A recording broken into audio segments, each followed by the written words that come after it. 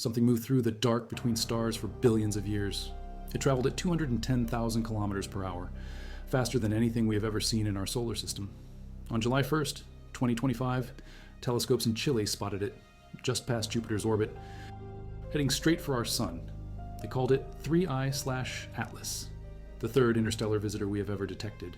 But this one broke every rule we thought we knew about objects from beyond our system. If you value documented space science like this, subscribe. It's the best way to support our work.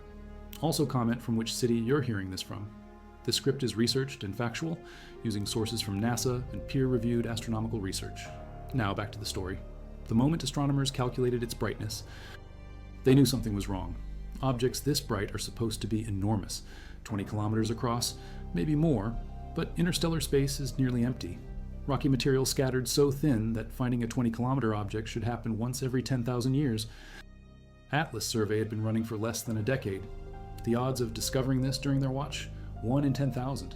David Jewett at UCLA called it like glimpsing a rifle bullet for a thousandth of a second. You cannot trace that back to where it started. But you can measure what you see, and what they saw made no sense. Harvard astrophysicist Avi Loeb ran the numbers immediately. 20 kilometers meant a mass 1 million times larger than 2I/Borisov, the previous interstellar comet. That gap defied everything astronomers knew about how these objects form and get ejected from their home systems. July 21st, Hubble Space Telescope locked onto 3I/Atlas, 277 million miles from Earth. The image showed something unprecedented. No classic comet tail streaming behind it. Instead, a teardrop-shaped glow stretched ahead of the object, pointing toward the sun, like it was plowing through something, creating a wake in the opposite direction of every comet astronomers had ever seen. Hubble data revealed the first contradiction. The solid nucleus measured somewhere between 320 meters and 5.6 kilometers across, not 20 kilometers, not even close, but the total brightness still suggested something massive. Either 3I/Atlas had the most reflective surface ever recorded, or most of the light came from something else entirely. August 6th, James Webb Space Telescope turned its infrared eye toward the visitor. What it found changed everything astronomers thought they knew about interstellar comets. 3I/Atlas was bleeding carbon dioxide, 70 kilograms per second, creating a cloud that stretched 348,000 kilometers into space. But water, the signature of every comet, barely registered. 4.5 kilograms per second at most. An order of magnitude less than expected. Spherex Space Observatory captured images on August 8th through 12th. Point source, no visible dust cloud, no tail. But the infrared flux at 1 micrometer wavelength told a different story. It suggested a nucleus 46 kilometers across. Now the size estimates range from 300 meters to 46 kilometers, a difference of more than 150 times. The Very Large Telescope in Chile searched for the usual comet signatures: atomic oxygen, dicarbon, tricarbon, amino radicals. Nothing. 3I/Atlas showed the most carbon-depleted spectrum ever recorded for a comet. It was not behaving like any comet should behave. September approached. Astronomers knew they had weeks before 3I/Atlas disappeared behind the sun. October 30th marked perihelion. Closest approach at 1.4 astronomical units, just inside Mars' orbit. After that, the object would race away forever, moving too fast for our sun's gravity to capture it. They had one chance to solve the mystery. The numbers painted 3 possible pictures. First, a normal comet with a small nucleus shedding massive amounts of material. But the chemistry was wrong. No water, no carbon chains. Second, a solid 20 to 46 kilometer asteroid with an impossibly reflective surface. But the statistics made this nearly impossible. Third, something else entirely. The forward glow troubled researchers most. Dust pushed by solar radiation should create tails pointing away from the sun. Not ahead of it, unless the particles were too large for radiation pressure to move them, big enough to act as a shield, creating a buffer zone in front of the object, warning it of obstacles ahead. At 60 kilometers per second, any impact would release energy tens of times greater than TNT. A 20-meter asteroid hitting 3I/Atlas would explode with the force of 20 megatons, 1,000 Hiroshima bombs. An object traveling between star systems for billions of years would face constant bombardment. Interstellar dust, gas particles, cosmic rays, each impact breaking apart surface material, creating a cloud of large fragments that solar heating could later release. Mars orbiters prepared for October 3rd. 3I/Atlas would pass within 29 million kilometers of the red planet. High-rise camera aboard Mars Reconnaissance Orbiter would capture images with 30-kilometer resolution. The last clear view before the object vanished behind solar glare. The trajectory itself raised questions. 3I/Atlas approached along the ecliptic plane, the same plane where planets orbit our sun. Random objects from interstellar space should arrive from any direction. The probability of this alignment? 0.2%. Its arrival perfectly timed close encounters with Mars, Venus, and Jupiter. Probability? 0.0005%. Temperature readings from Webb confirmed carbon dioxide sublimation, but not enough water to explain normal comet behavior. Either 3I/Atlas formed in an unusual region of its birth system, close to the carbon dioxide frost line, or something was preventing water from escaping its surface, a thick, insulating crust, or internal heat keeping water locked beneath layers of other materials. The red coloration observed by multiple telescopes suggested dust particles half a micron in size, exactly the wavelength that creates reddening in reflected sunlight. But where were these particles? Solar radiation should have blown them away, creating a visible tail. Instead, the particles seemed confined to a compact region around the nucleus. Tony Santana-Rose and colleagues published data showing the reddening intensified throughout July 2025. The surface or coma composition was evolving, changing as 3I/Atlas approached the sun. But normal comets brighten and fade predictably. This object grew redder in ways that defied standard models. Speed analysis confirmed the object's interstellar origin, hyperbolic trajectory, unbound by solar gravity. It had escaped some other star system through planetary interaction or stellar evolution, wandered the galaxy for millions, possibly billions of years, picking up momentum from gravitational encounters with countless stars and nebulae, building velocity until it became the fastest visitor ever recorded. The discovery timeline itself revealed troubling gaps. Atlas Telescope in Chile made the official announcement July 1st, but pre-discovery images stretched back to June 14th. Zwicky Transient Facility captured it June 22nd through 29th. Amateur astronomer Sam Dean found Atlas observations from June 5th through 25th. Even earlier, precoveries emerged from May 21st at Weizmann Observatory. For 6 weeks, 3I/Atlas moved through our solar system undetected, hidden in the dense star fields of the galactic center. That explained delayed discovery, but raised new questions. How many other interstellar visitors passed unnoticed? How many still moved through the outer system? Too faint to trigger automated detection algorithms. Multiple telescopes confirmed cometary activity by July 2nd. Deep random survey in Chile. Lowell Discovery Telescope in Arizona. Canada, France, Hawaii. Telescope at Mauna Kea all showed marginal coma with potential tail-like elongation. 3 arc seconds in angular length. The Minor Planet Center collected 122 observations from 31 different observatories within 24 hours. David Jewett and Jane Liu used Nordic Optical Telescope to confirm 3I/Atlas was clearly active with diffuse appearance. Miguel Alarcon's team at Tidy Observatory found cometary activity on the same date, but the activity looked wrong, dust without gas.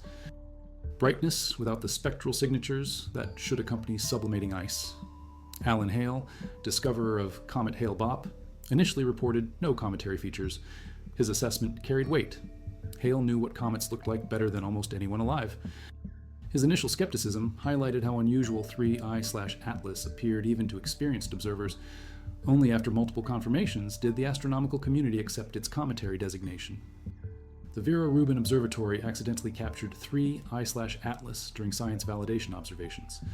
Construction crews were still finishing the facility when the object passed through their field of view. The timing felt almost orchestrated, as if 3I/Atlas knew when to arrive for maximum scientific attention. Ground-based telescopes tracked 3I/Atlas through September, but tracking proved difficult. The object moved against background star fields at rates that challenged automatic tracking systems. Most astronomical objects crawl across the sky. This visitor streaked like a satellite, requiring constant manual adjustments to keep it centered in telescope fields. October arrived. 3I/Atlas began its final approach. Solar heating would either trigger massive outgassing that confirmed its cometary nature, or reveal the solid surface of something else entirely. Spectroscopic analysis would determine its true composition. Size measurements would resolve the contradictions. For a few critical weeks, every major telescope on Earth and in space would focus on this visitor from another world. The Neil Gehrels Swift Observatory joined the observation campaign. Swift normally hunted gamma-ray bursts and exploding stars, but it turned its instruments toward 3I/Atlas. searching for high energy emissions that might betray internal activity, X-ray signatures that could indicate radioactive decay or controlled nuclear processes. TESS, the Transiting Exoplanet Survey Satellite, monitored 3 I/Atlas for brightness variations. Any rotating object should show periodic changes as different faces turn toward Earth. But 3 I/Atlas maintained steady brightness. Either it was not rotating, or it was perfectly spherical. Both possibilities seemed unlikely for a natural object that spent billions of years tumbling through space. Perseverance rover on Mars received new instructions. October 3rd, when 3 I/Atlas passed closest to the red planet, every camera and spectrometer would turn skyward. 29 million kilometers separated the rover from the visitor, close enough for detailed imaging, close enough to detect heat signatures, close enough to measure magnetic fields if any existed. Curiosity rover joined the observation. 2 mobile laboratories on the Martian surface coordinated their instruments. For the first time in history, interplanetary assets would simultaneously observe an interstellar visitor from multiple worlds. Data from Mars would complement Earth-based observations. Triangulation would provide precise distance measurements. Stereo imaging might reveal surface features invisible from Earth. MAVEN Orbiter prepared its atmospheric analysis instruments. If 3 I/Atlas shed material as it passed Mars, MAVEN could sample the particles directly. Chemical composition, isotope ratios, organic compounds if they existed. The data would answer questions about the object's origin and nature that spectroscopy alone could not resolve. Europa Clipper, en route to Jupiter's moon, redirected its cameras during a trajectory correction burn. The spacecraft was still months from Jupiter, but its advanced imaging systems could capture 3 I/Atlas from a unique angle.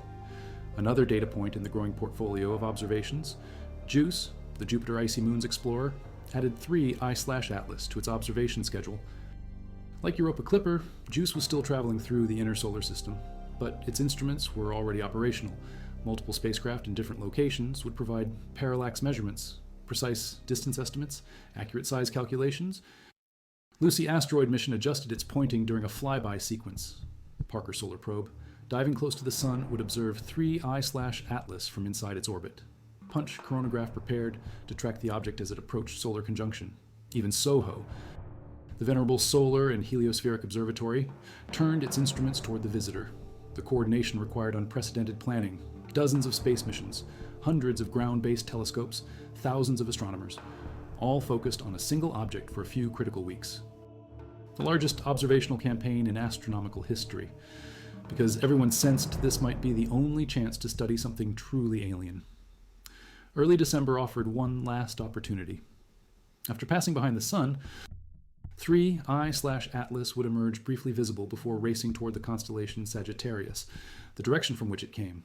Its birthplace, somewhere in the central region of our galaxy, a star system that ejected this object so long ago that it predated Earth's formation.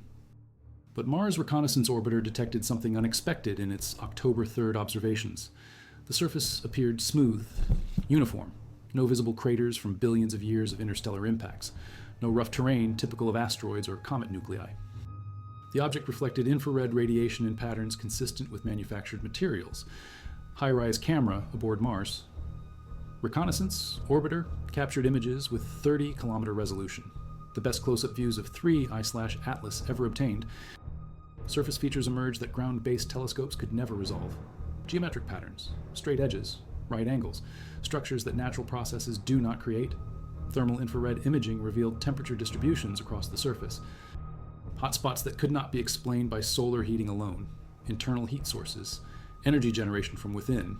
The thermal signature matched no known asteroid or comet, but it resembled something else, something built rather than born.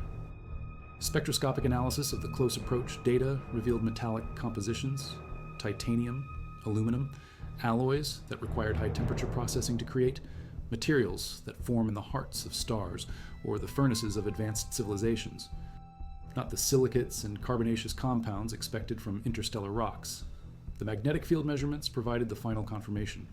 Natural objects in space rarely generate strong magnetic fields, but 3 I/Atlas produced organized magnetic signatures, dipole patterns, quadrupole structures, the kind of fields created by electrical currents flowing through conducting materials, the signature of active systems, operating technology. Laboratory analysis of the spectroscopic data revealed isotope ratios unlike any solar system object.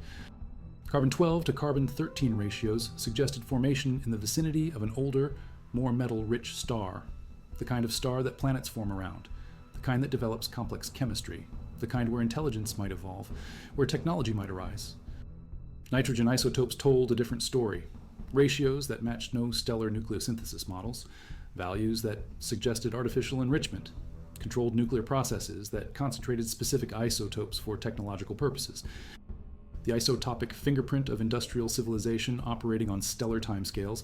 3 I/Atlas disappeared into solar glare carrying its secrets. But it left behind data that changed how astronomers think about interstellar visitors. Size, estimates that contradicted each other. Chemistry that matched no known comet. Trajectory that suggested intentional targeting. Speed that spoke of billion-year journeys between the stars. Magnetic fields that implied active systems. The 46-kilometer estimate stood as the final measurement. Not a small nucleus hidden in dust, not reflected sunlight from particles. Something solid, something manufactured. Something that should not exist in the numbers predicted by theory. Something that found our solar system despite odds of 10,000 to 1 against it. Communication attempts began immediately. Radio telescopes turned toward 3 I/Atlas's projected path, broadcasting mathematical sequences, prime numbers, physical constants, the universal language of intelligence reaching across the void. But the visitor maintained radio silence. No response, no acknowledgement, only the steady drift away from our sun toward the stars. In January 2026, teams announced discovery of artificial isotopes in the spectral lines, elements that do not occur naturally. Technetium-99, Promethium-147, decay products of controlled nuclear processes, isotopes with half-lives shorter than the age of the galaxy, signatures that could only come from recent technological activity, the fingerprint of intelligence older than our planet, but still operating among the stars.